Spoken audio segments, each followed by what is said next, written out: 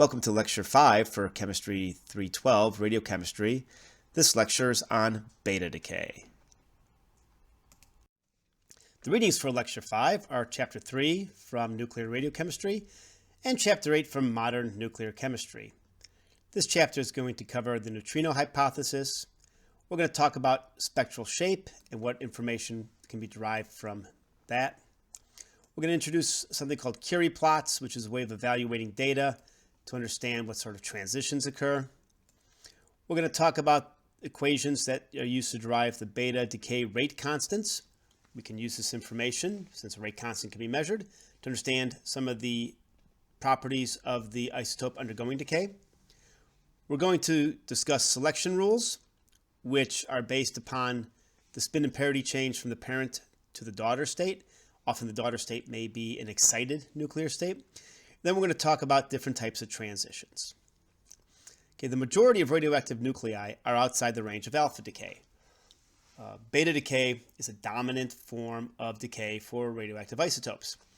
It was the second particle that was found from uranium decay, hence beta. It's a negative particle. It has a distribution of energies. Unlike alpha, where you would see peaks, beta decay energies would be a distribution. There's also another particle that's necessary to balance the spin, because there's a parent, daughter, and electron. You need to account for a half integer spin somewhere. This is part of the driving factor for the neutrino hypothesis. In beta decay, the total mass remains unchanged, the A remains unchanged, but the Z changes. For beta decay, electron capture, and positron decay, we get different changes in the Z. For beta decay, beta minus, when an electron is emitted, a neutron is converted to a proton. For electron capture in beta decay, positron decay, a proton is converted into a neutron. So for beta decay, elements move up the periodic table. Electron capture and positron decay, they move down the periodic table. As we can see, there's examples of, this is beta minus decay, electron capture. Beta minus decay, we're increasing the neutron number, A remains the same.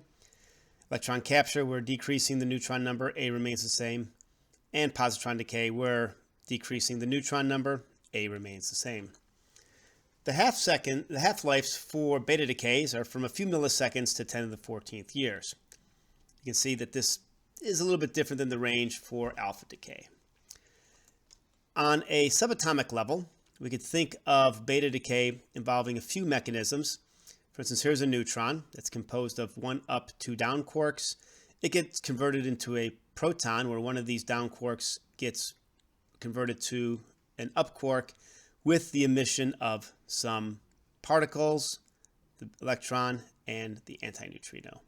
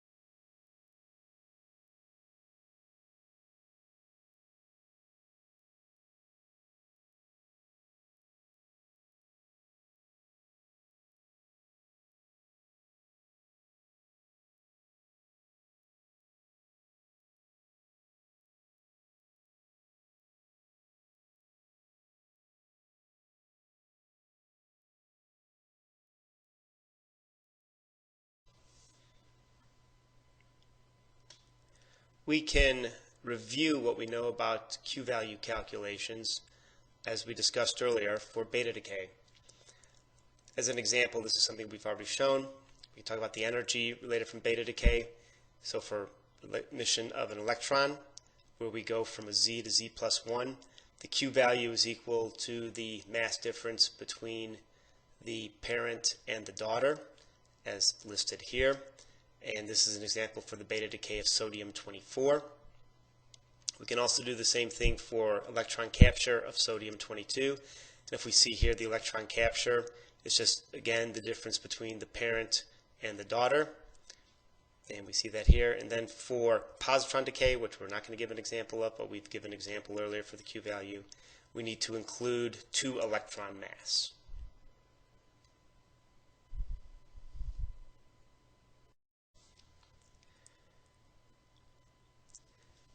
Similar to alpha decay, there's systematic variations with beta decay energy and half-life. This is shown by the mass parabola here, where we see that there's this larger energy change as we go from more unstable to more stable beta isotopes.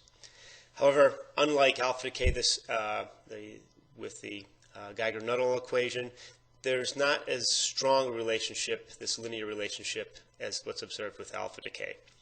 And what we're going to see is that beta decay half-lives really depend upon variations in spin and parity. Now, there are some trends that we can observe for beta stable nuclei. As we here, if we look at a mass parabola for these odd A135, for most odd A isotopes, there's one beta stable nuclei. And if we look here, this is the barium-135, which is the most stable, sits at the bottom of this mass parabola.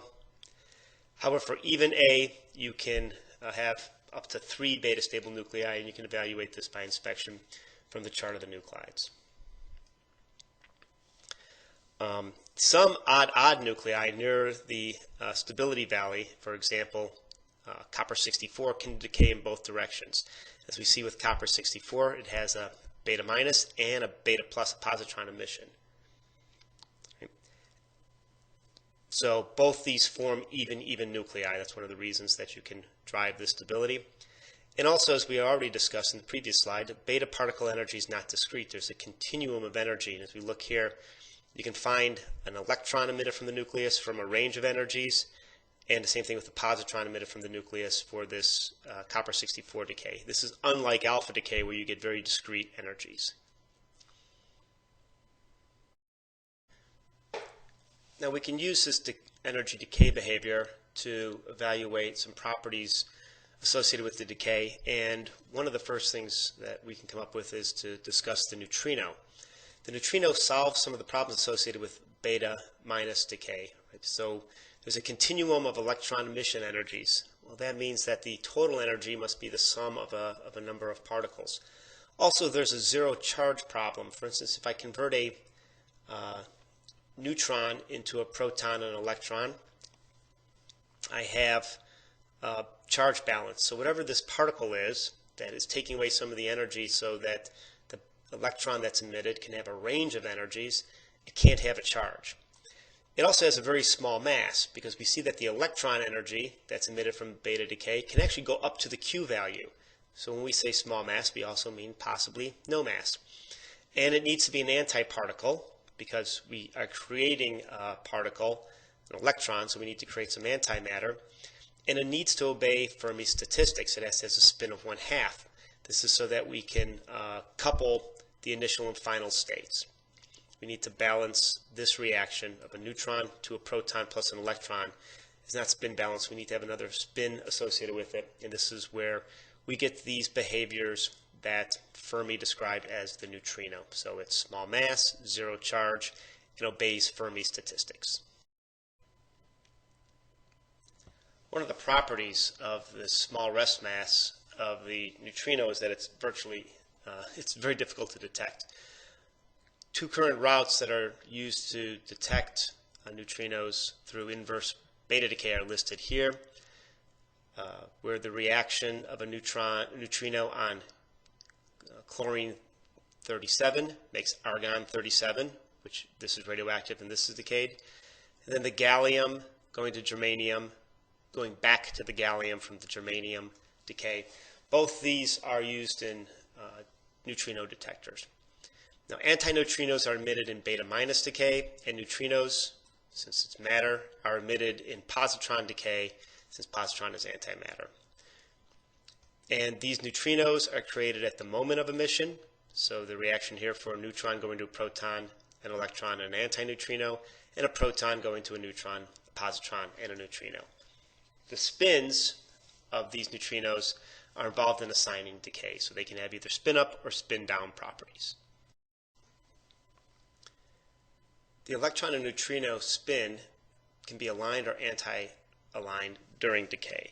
So if they're aligned, if they're parallel, the spins will sum up, so the spin change will be on the order of 1, either +1 or -1.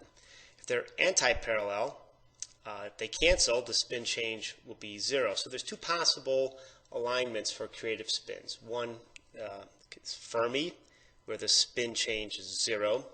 These are dominant at low A isotopes. And Gamma-Teller, where the spin A is 1.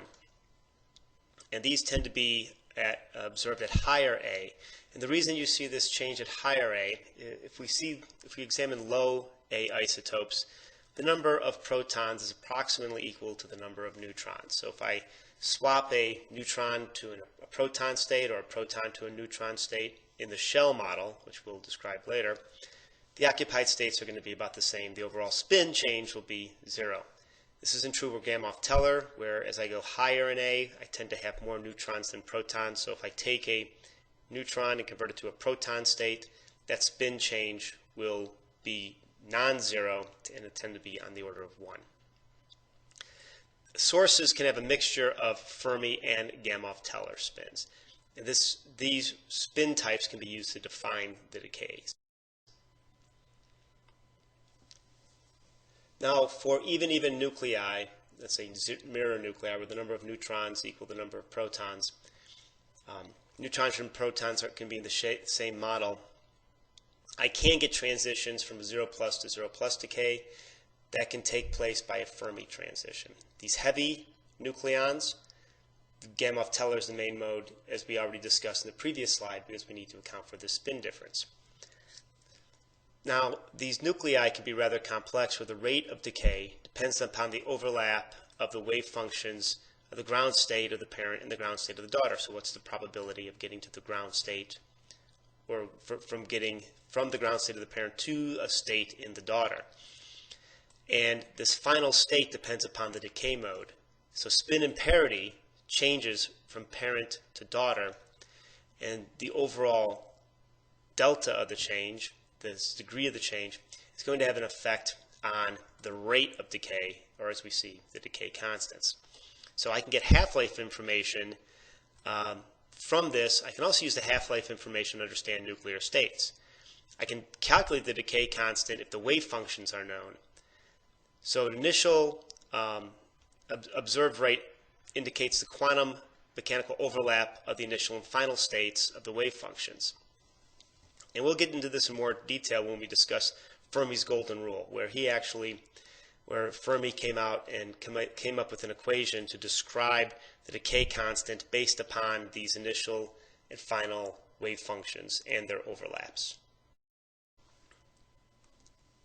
The positron, which is emitted during positron decay, was actually postulated before it was seen. In 1931, relativistic equations could be solved for electrons with positive energy states, so basically the opposite of an electron. Now, what is known from what also is known is that pair production, in other words, the creation of a positron and electron pair, can be performed by a photon in a nuclear field. This is one way photons interact with matter. If you have a high enough photon energy, well above 1 MeV, you can actually create an electron-positron pair. The other thing that is known is that when a positron and electron interact, there's annihilation that occurs. So there's a conversion of mass to energy when they interact, is what's shown here. And we see two photons, 511 keV, are produced and going 180 degrees from each other. Also, there is no, unlike electron capture, there is no positron capture decay. This 2 photon with half an MeV creation during positron annihilation is what's used in positron emission tomography to map out three-dimensionally images which are often used in medical applications. Beta decay can be modeled based upon the weak force. So this weak interaction is what Fermi used, and he based it upon the electromagnetic theory for light emission. And fundamentally, you have fermions are interacting during the reaction. An example is shown here, example of a neutron going to proton, electron, antineutrino. And this degree of interaction can actually be evaluated by something called the Fermi Constant. And this Fermi Constant, G, is something that's determined by experiment. It's about 10 to the minus 3 of an electromagnetic force. And it plugs into an equation which is used to determine the emitted electron momentum range per unit time. This winds up being spectral information. So we can get information about the decay spectra of electrons from this term, and we'll describe this equation.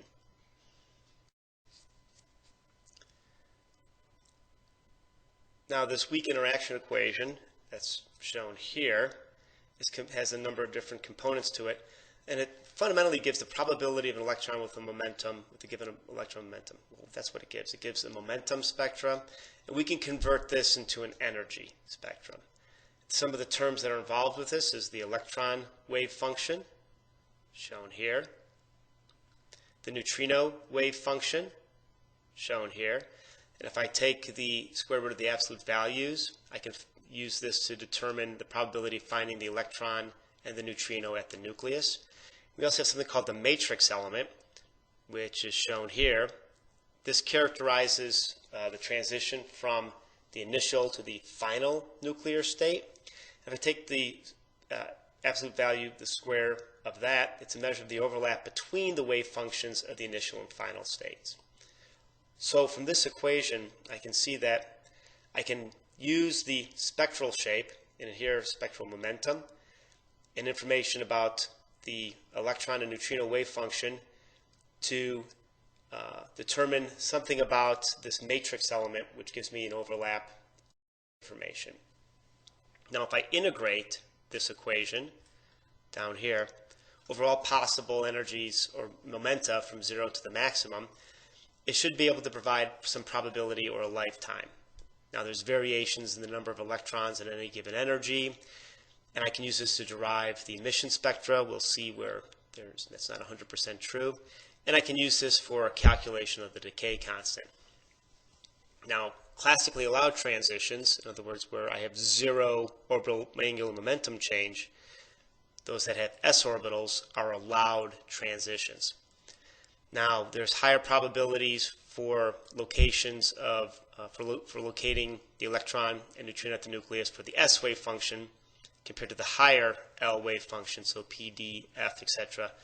These will be these can be observed, but they won't be as allowed as the S wave function. So we're going to call these forbidden first, second, third, etc. Forbidden transition.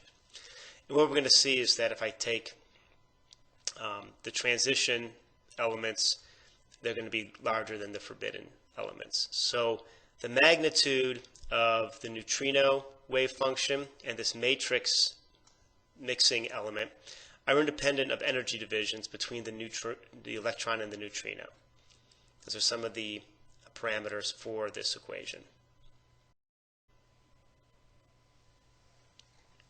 The spectrum shape can be determined entirely from information related to the electron and the density of states. We're going to use that to get our typical bell-shaped curve.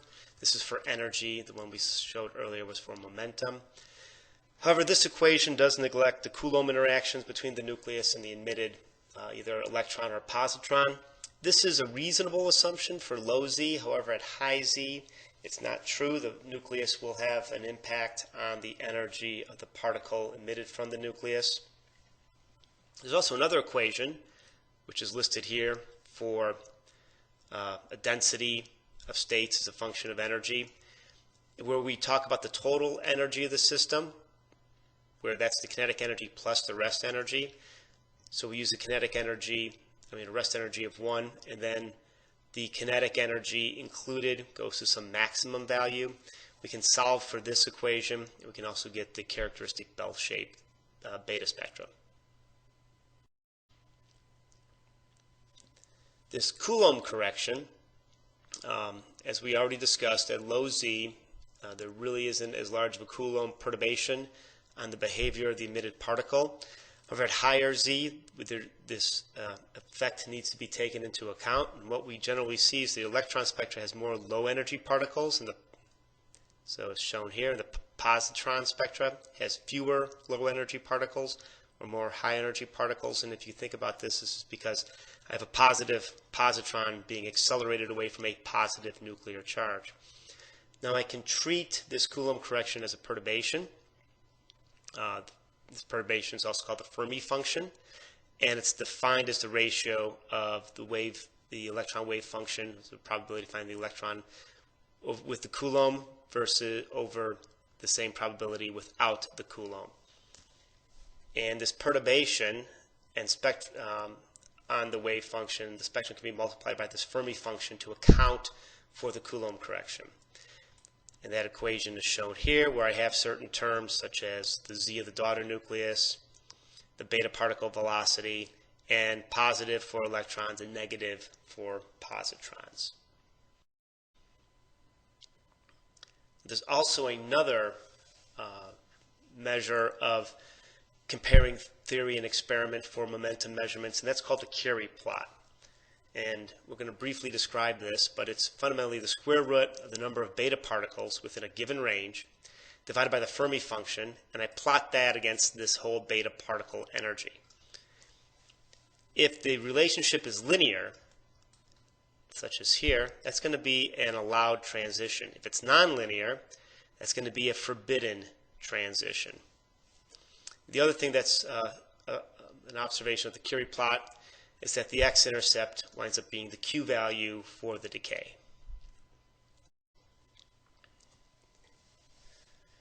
Now, as we described earlier, all these models can be used to evaluate a transition probability, and this is called Fermi's golden rule. So we can treat the beta decay as a transition that depends upon the strength of coupling between the initials and final states. If that strength of coupling is high, the transition probability is high. If it's low, the transition probability is low. So from Fermi's golden rule, we have this equation here where the decay constant is equal to 2 pi divided by h bar, this matrix element, and a density of states that are available to the system after transition. Higher the density of states, more states available, the higher the probability will be this transition. So this matrix element, this density of states, is just wave functions of the initial and final state, and this operator here, which couples the initial and final state. Fundamentally, the rate can be proportional to the strength of coupling between the initial and final states and includes this density of states. So the final state can be composed of several states with the same energy. And this is classic in quantum mechanics. These are called degenerate states, so states with the same energy. So if I have a number of states with the same energy, that's going to improve the probability of decay.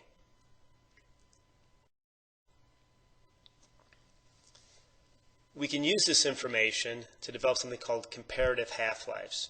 This is based upon the probability of an electron energy emission coupled with the spectrum and Coulomb correction. And we're going to call this FT, or F naught T1 half. This is basically a comparative half-life for a transition, where decay constant is equal to log 2 divided by 1 half is equal to K, our matrix element, and this F term. Our K term, well, that's a mixture of a number of constants and a Fermi term. And this F naught state is an integration of all the energy states that are possible for this decay. This assumes that the matrix element is independent of energy, because we're not changing it as this energy changes. which is true for allowed transitions, not necessarily true for forbidden transitions. So we can look at this Ft, or F naught T1/2. It's a comparative half-life, and this could be thought as a half-life corrected for differences in Z, right, which accounts for a Coulomb behavior, and W, which is the total kinetic energy. There's a rapid way for estimating Ft and energy. Then we'll show this equation. Fundamentally, the log Ft is equal to log F plus log T1/2. T1/2 needs to be in seconds. There's ways of calculating these log F values. We showed an integration on the previous slide. Here we're going to have three equations that are listed here for beta minus, positron, and electron capture, where all these equations are going to be our functions of the Q value, then the daughter Z. So this is fairly straightforward. If I know my daughter Z and I know my Q value, I can determine the log F value. If I get the half-life in seconds, well, the log Ft is nothing more than the log F plus the log of the half-life in seconds. By doing this, we can get a range of log Ft values that basically break decays into allowed transitions, first forbidden, second forbidden, third forbidden. I put two tables here that you'll find in the different textbooks that describe the ranges for the forbidden transitions, or the allowed and the forbidden transitions. And what we generally see is that for a given type of transition, there will be a value for a spin change and a parity change. So for instance, a first forbidden will tend to have a spin change depending upon if it's Fermi or Gamow-Teller of 1 or 2, along with the parity change. Second forbidden, 2 or 3, no parity change. Third forbidden, 3 or 4 with the parity change, etc. Now we can use these equations to calculate some log Ft values. And let's go for the positron decay of oxygen 14 to nitrogen 14. The Q value for this reaction is 1.8 MeV, and the half-life is 70.6 seconds. So if I take my positron equation here, and now I plug in my values for the decay of oxygen 14, so the Z is now the Z of nitrogen. It's the daughter. The Q value is for the E. I come up with a value of log F beta plus of 1.83. T is 70.6 seconds. Log of that is 1.84. I get a log Ft value of 3.767. And that fits into a super allowed category, or over here, a super allowed between an allowed category. So from this transition, we would see that this decay is a fairly allowed decay. We can perform another log Ft calculation. Now let's use the beta decay of bismuth 212. The Q value is listed here. We need the Q value in MeV, so it's 2.254 MeV. The half-life is 3,600 seconds. Well, we actually need to get the beta decay half-life, which winds up being 5,625 seconds. Remember that this is a 46% beta branch, so we use one of the equations that we discussed earlier. If I use my equation for the log F beta minus, I have this equation. I plug in my half-life. I plug in my Q value. I get my log F is 3.37. My log T is 3.75. I get a log Ft value of about 7.5. And I actually compare this to what's listed in the table of the isotopes. As you see here, these values here are my log ft values for the individual transitions. So this bismuth 212 going from a 1 minus state to a 0 plus state has a log ft of 7.3 listed here. We calculated to 7.5. That's a pretty good estimation. And we will see that this is a first forbidden type transition based upon the value. So what drives these changes in these log ft values? Let's examine it for mercury 205. Here are these log ft values. What we see is that the decay in beta is really driven by the change of the spin and parity from the parent state to the daughter state. The lowest log ft value is for a 1/2 minus to 1/2 plus state. And we see that these transitions, if we were to try to go from a 1/2 minus to a 5/2 plus state, we have the highest log ft value, and that's driven by this overall change in spin. We could go from this 1/2 minus to this 1/2 plus state. However, the energy transition is not the greatest. If we could have the same spin and parity, often the decay will be favored for the larger energy transition.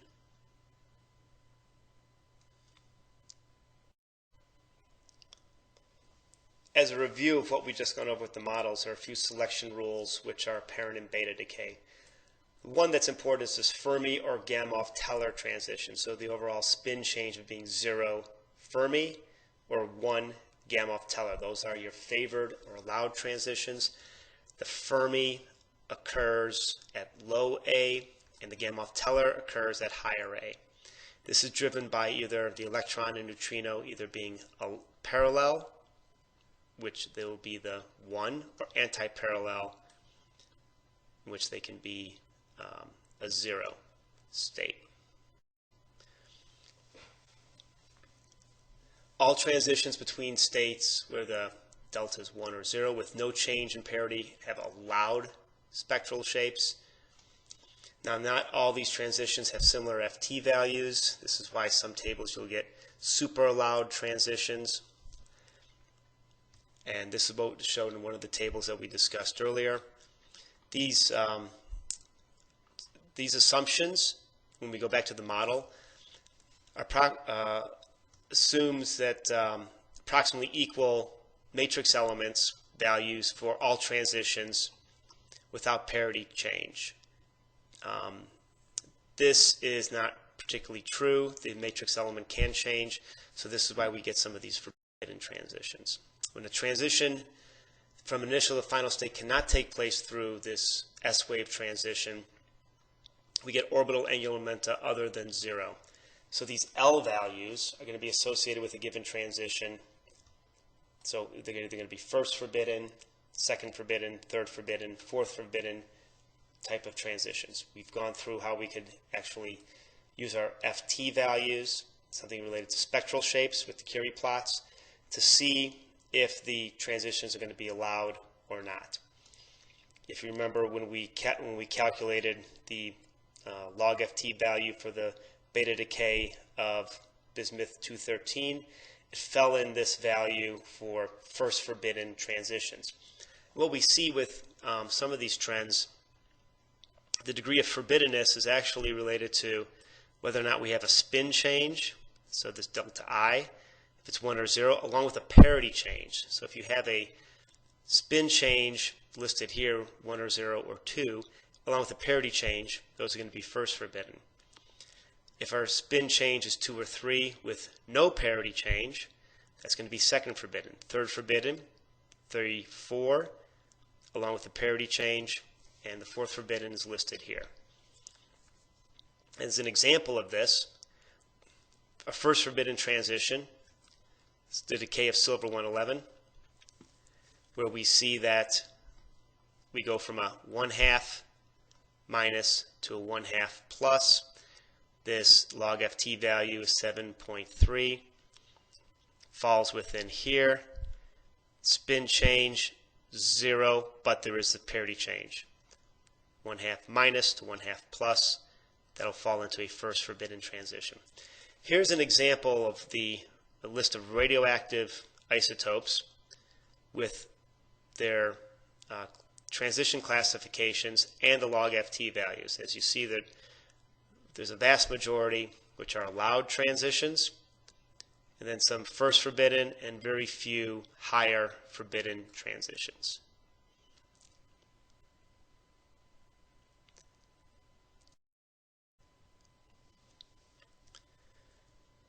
Now there's also a decay effect related to electron capture, where if an electron capture occurs and it's through a K shell, vacancy is formed and it's filled by an L electron.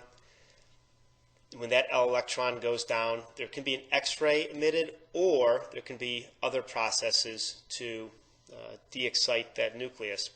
One is the emission of Auger electrons. So these are outer atomic electrons that will be emitted with the kinetic energy equal to the characteristic X-ray minus its binding energy.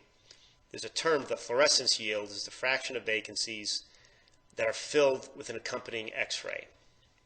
The reason that this is important, that sometimes these Auger electrons can be used in radiopharmaceutical applications, where if you have an isotope that has a high degree of Auger electron emission, you can use this as a therapeutic agent for cancer treatment.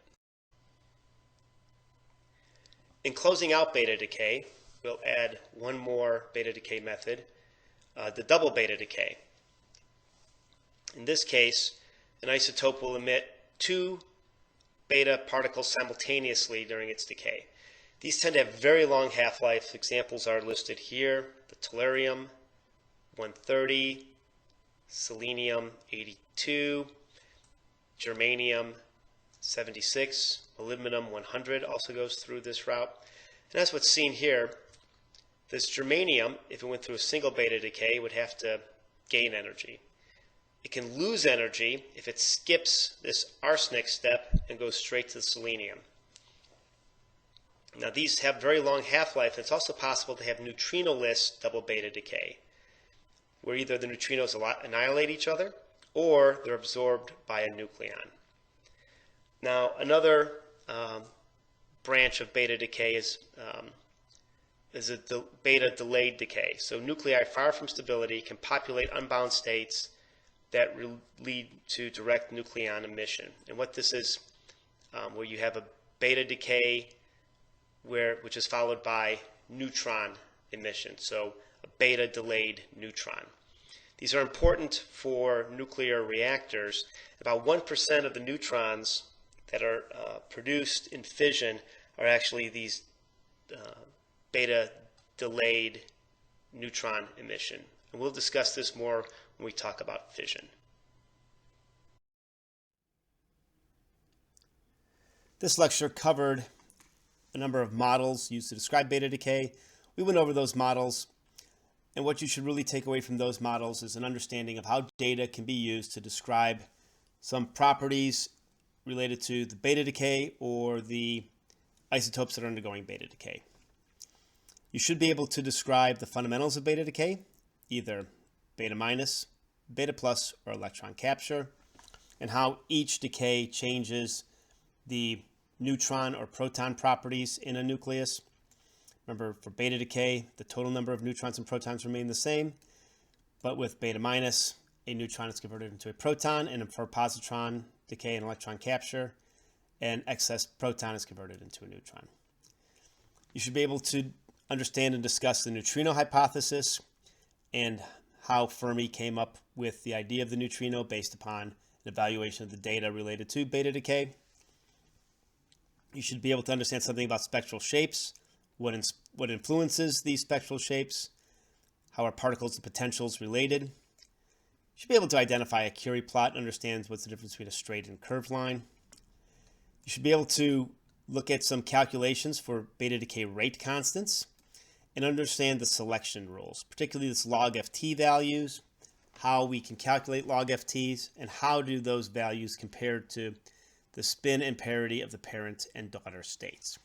This is probably one of the more primary sections of this lecture, where the behavior of beta decay is really driven by differences between the spin and parity of the parent state and the spin and parity of the daughter state. Remember, the decay can occur to an excited nuclear state of the daughter, which is one route for gamma emission.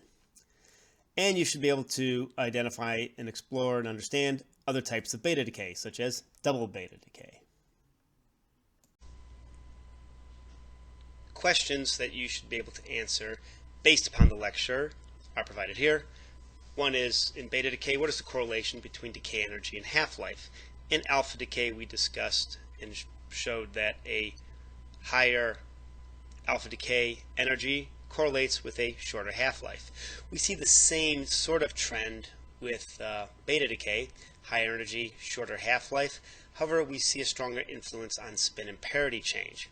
We even discussed whether or not a transition can be super allowed, allowed, first, second, or third forbidden. We talked about how that forbiddenness or allowedness is related to whether or not there's spin changes and parity changes. We also discussed how one could evaluate these transition types in terms of logft. The higher the logft value, the more forbidden the transition is. Again, the larger the spin changes, you tend to have more forbidden transitions. And transitions that incur a parity change tend to be forbidden, and they're odd forbidden, so first and third, if we had fifth, etc. What is the basis for the theory of the neutrino emission in beta decay? So this was developed by Enrico Fermi. There are 4 properties of the neutrino that account for beta decay. One is that the neutrino should have no charge. For instance, if we have a neutron going to a proton and an electron, this is charge balance. The particle that's produced, the neutrino, the little neutral particle, should have no charge. The particle should also have small mass. We see that the electron energy in beta decay goes all the way up to the Q value. So since there's 2 particles that are emitted, one of the particles can have all the energy. If there's another particle that comes out of this continuum, for instance the electron and the antineutrino, the energy would need to account for the mass of the antineutrino, and since the electron can go all the way up to the Q value, you could say, well, the neutrino should have no mass to account for the fact that the electron can consume all the energy even though another particle is being produced. The particle should also be an antiparticle. For instance, the neutrino, when we talk about the neutrino in beta decay, we're actually really talking about the antineutrino. If we have a proton and an electron produced, we need to produce an antimatter particle. That's the antineutrino. Conversely, if we talk about positron decay, where positron, which is antimatter, is produced, the neutrino is matter, so we talk about that's actually the neutrino. And also, this neutrino should have a spin of 1/2 and obey Fermi statistics. Since a transition where a neutron going to a proton plus an electron is not spin balanced, there's need for another fermion to account for a spin of 1/2 and balance the equation. So in beta decay, what are the 2 possible arrangements of spin? And basically what we're saying is, what are the spin properties of the resulting particles?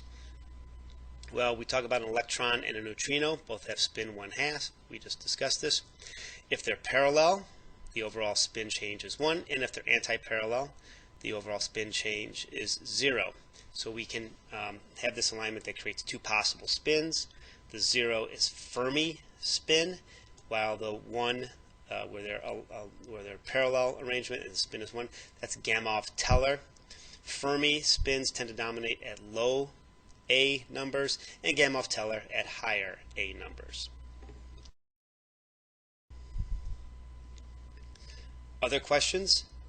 For example, if we looked at a decay scheme, you should be able to understand why there are certain transitions. As an example, why is there no beta decay to the 2+ level in cerium 144? We see the decay of cerium 144 here. It's even 0+ state. It goes to either a ground state or an excited state of the daughter. and we see that it does not go to this 2 plus state. Well, if we have 0 plus, it can either go to the 0 minus with just a parity change, or 1 spin change with a parity change. So going to that 2 plus state is not particularly allowed. So again, we have the 0 plus going to spin change of 0, spin change of 1, as opposed to a state with a spin change of 2. Okay, what is the difference in positron and electron emission spectra? A great example is shown here with copper 64. We see that the beta minus particle, the overall energy is less than the positron. This has to do with the particle charge and the particle charge interaction with the nuclear charge. Fundamentally, the positron, positive, gets repelled by the positive charge of the nucleus and has more energy as it leaves the nucleus. What is Fermi's golden rule? Well, Fermi's golden rule is a model which is used to treat beta decay. It's used to evaluate the half-life of beta decay, and it's just it's shown here, the equation. We have some constants. We have a density function here. Then we have this matrix. In this matrix, it treats beta decay as a transition from an initial to a final state, and this is your mixing matrix here to describe the decay constant, which is log 2 divided by the half-life. And this coupling constant here describes the initial and final states. The stronger you have a coupling between the initial and final decay state, the shorter the half-life. Another interesting property of beta decay is the fundamental force that drives beta decay. Beta decay is an example of the weak force. There are 4 forces in nature. We discussed this in the first lecture. I'm certain you've had it in previous classes. Gravity, electromagnetic, weak force, which an example is beta decay, and those weak force where we have an example, a nucleon, a neutron going to a proton. So this is beta minus decay. And you can imagine that on a subatomic level, here's a neutron which is composed of 2 down and an up quark, and during this decay, this down quark converts to an up quark, converting the neutron into a proton. That's an example of the weak force. And the strong force we'll discuss, or we've had discussed a little bit when we talked about nuclear properties. It's the force that keeps the nuclei together. We'll talk about this in a little bit more detail in the course. So what is the basis of Fermi's model for beta decay? It actually exploits some of this force. It's based upon electromagnetic theory for light emission. So Fermi took that fundamental theory, applied it to the weak force, to this beta decay, where he came up with something which describes populating certain energy densities is equal to some constants, the wave function of the electron, the wave function of the neutrino, this mixing matrix, and this Fermi constant, which he fundamentally replaced from the electromagnetic theory. So this was a fundamental equation brought in from another primary force, electromagnetic force, that was used to describe beta decay. And we discussed previously in the lecture an example question how this matrix is used to determine the decay constant. And a final question is some applications of beta decay. How is positron decay used in medical applications?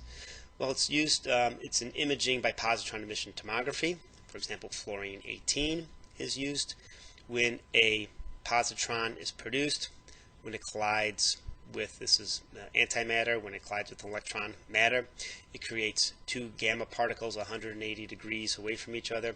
These gamma particles each have the energy is related to the mass of the electron and the positron, so it's 511 keV. They come off at 180 degrees. If this emission occurs in a system of detectors in which spatial resolution can be achieved, you can produce a 3D image. For instance, this is used fluorine-18 glucose is used to image the brain. If people are interested in understanding properties of the brain, or if there are lesions or other impacts on the brain that they want to study and related to sugar uptake, they can use labeled molecules with fluorine 18 to produce images that are based on positron emission tomography. When you've completed Lecture 5, please comment on the blog and respond to the PDF quiz.